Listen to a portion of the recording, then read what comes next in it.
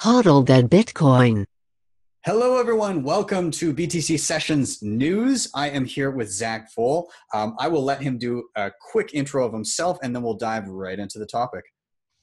Thanks for having me on, Benny. I've sort of been a Bitcoin hobbyist for the past few years. I studied economics, finance, and political theory in college. And my college specializes our economics department in Austrian economics, which is sort of how I discovered Bitcoin, and have been reading and writing and sort of pretty active on Twitter and podcasting about it ever since.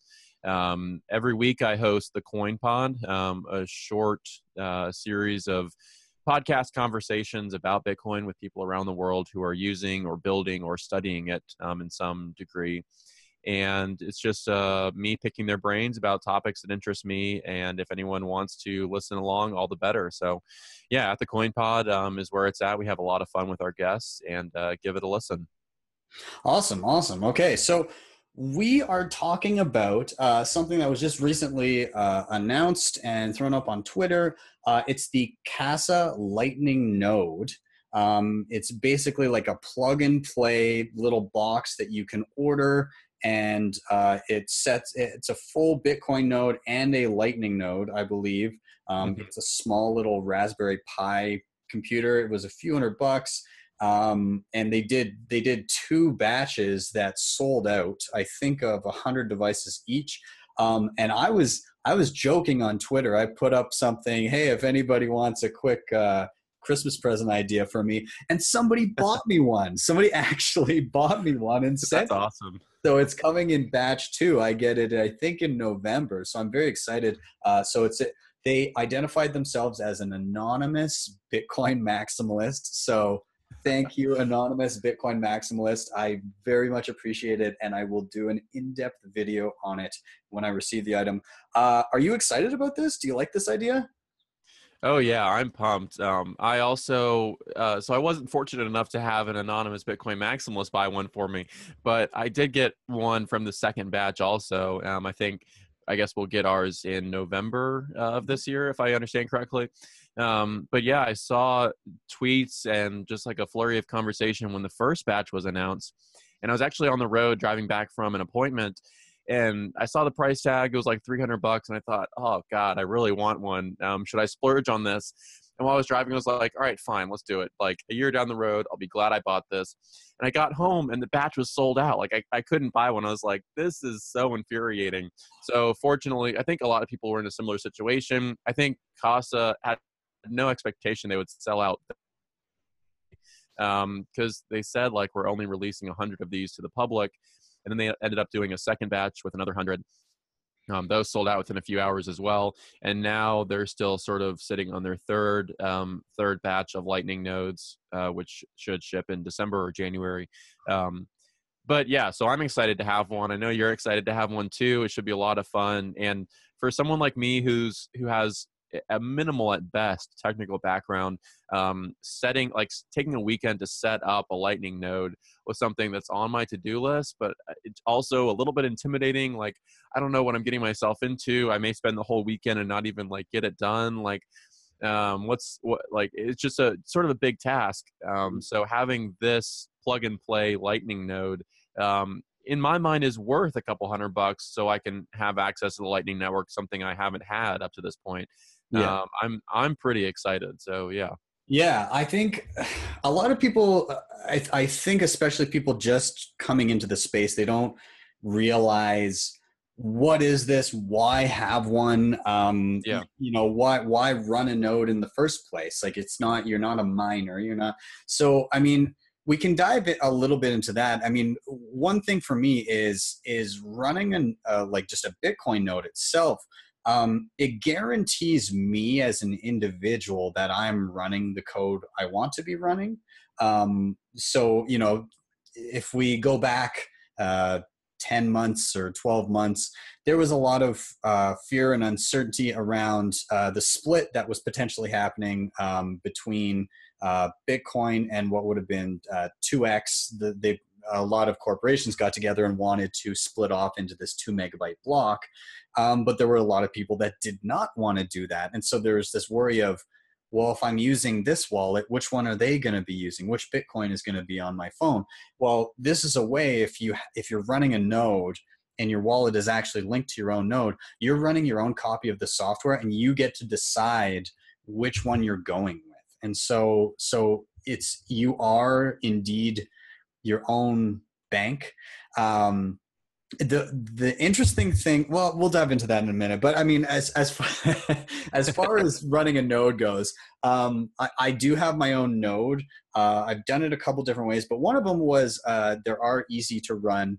They're called the BitSeed, and it's just again a plug and play. They send it to you preloaded with as up to date as it can be, the Bitcoin blockchain, and it's running Bitcoin Core, and you plug it in and then you can sync to it as you like. So this is something a little bit more involved. What's your understanding as to what the Casa includes? Yeah, so the Casa node, I think, it comes with it's a full Bitcoin node and a Lightning node, which I think is cool. I already have my Bitcoin node set up, but access to the Lightning network will be pretty cool.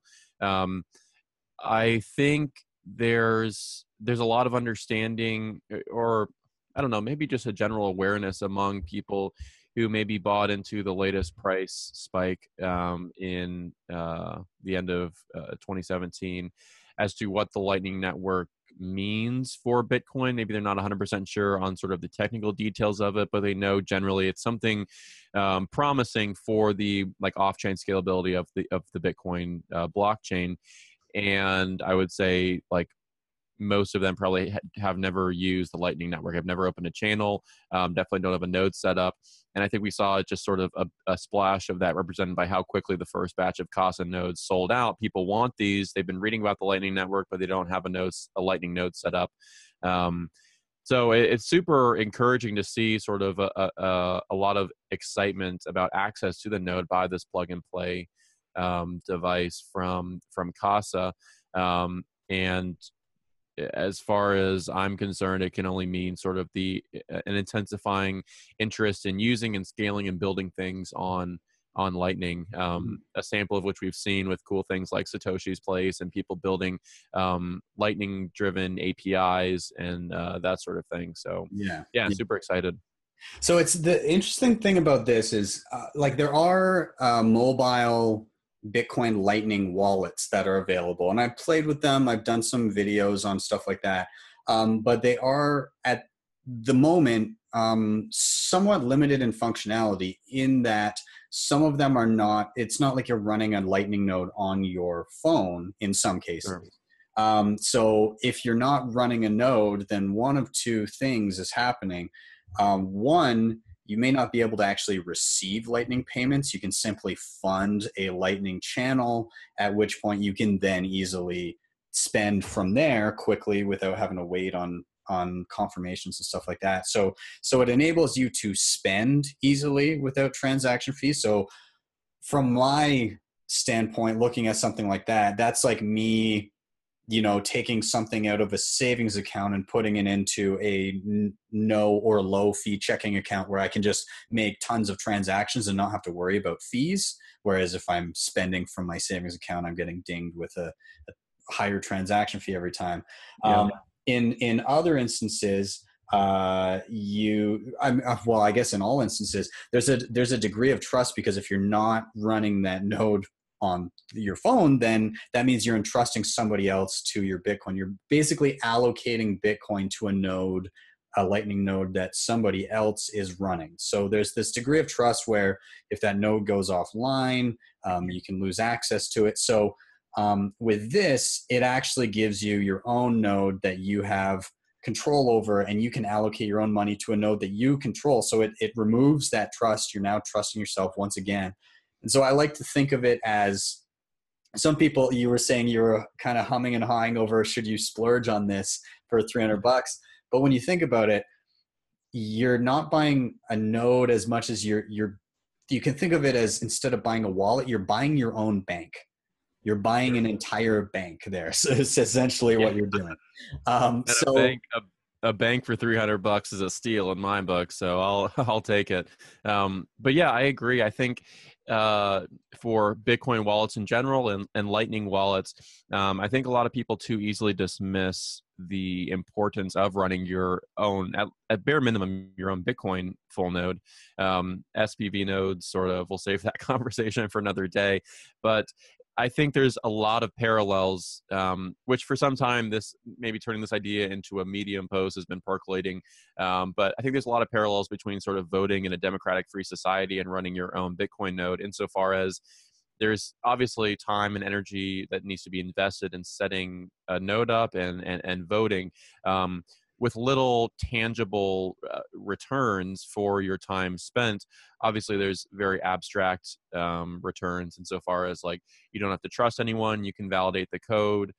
You voice your support for a particular candidate. You're able to vote. Like that agency is important in and of itself. But maybe unlike a Lightning node, there's no like financial incentive or direct tangible return for your investment. Which may or may not be a problem. I think maybe a deeper understanding of the Bitcoin network and the importance of running your own node can ameliorate a lot of those problems. But certainly for having your own Lightning node, the potential to earn income, no matter how small or large, from opening channels and supporting payments with your node, and then also more abstractly, removing that level of trust by just running a wallet and storing your Bitcoins on some sort of hot Lightning or Bitcoin wallet is also invaluable. So maybe with more accessible plug and play nodes like this, we'll see a lot more people running their own nodes, which will be pretty cool. I just think maybe for Bitcoin nodes in particular, this is definitely a rabbit trail, but there's a little bit of a disconnect between like a direct incentive to run it and maybe more like the abstract philosophical idea of not trusting anyone and adhering to the core value proposition of Bitcoin, all of that sort of stuff. So yeah, I think that, I don't know, that's an important rant, I think.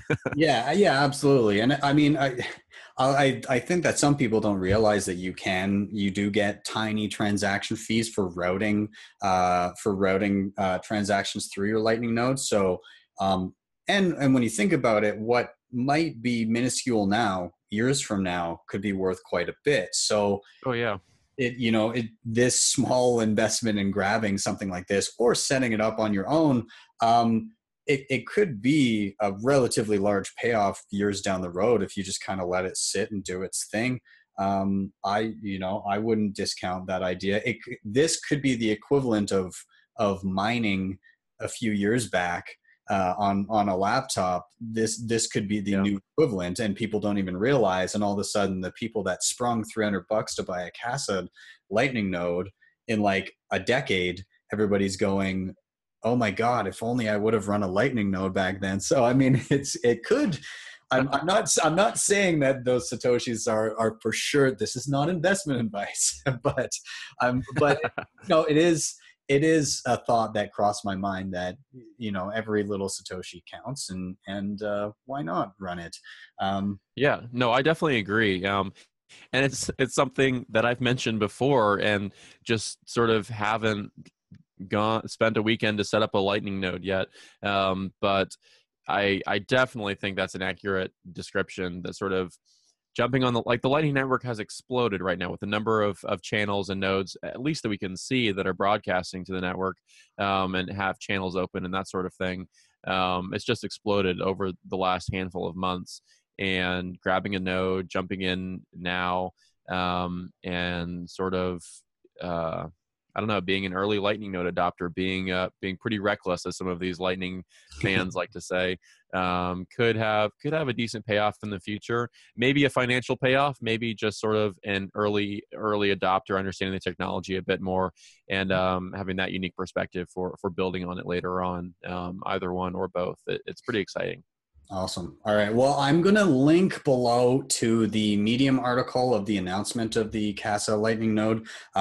So anybody that's interested in checking it out, down below, I believe, Zach, you said that they're looking at doing a third batch. Is that the case? Yeah. So my understanding, I think you can go on their store right now, and you can pre-order nodes for the third batch to be delivered in December 2018. So if Benny or I have convinced you that maybe it's worth sort of dipping your toes into the Lightning Network, at least consider, or maybe talk with, if you have a friend who is pretty active on Lightning, at least consider maybe grabbing a node and splurging. We think it could be worth it in the future, but who knows what happens. So at least give it a moment's thought. Yeah, or if you don't want to drop the $300, invest your time maybe and just learn how to set up one yourself. That's an option. Yeah. It's up to you balancing which is more valuable, your $300 or your time. I'd say maybe do both, but yeah. There you go. Anyways, Zach, thank you for your input on this topic. Can you let everybody know again where to find you? Yeah, thanks for having me on. So I'm on Twitter at Zack Voell, Voell. I'm also at the Coin Pod, a weekly podcast. And sometimes I'm over at You, Me, and BTC, sort of a low-key live weekly hangout with some of my roommates from Friends. We grab drinks and talk about Bitcoin and news and stuff. So if you're interested, check me out at either of those three places, and we'll see you on Twitter. Awesome. Highly recommend you check out his stuff. And Zach, thanks again for being on. No, thanks for having me on, Benny. It's been fun. See you next time.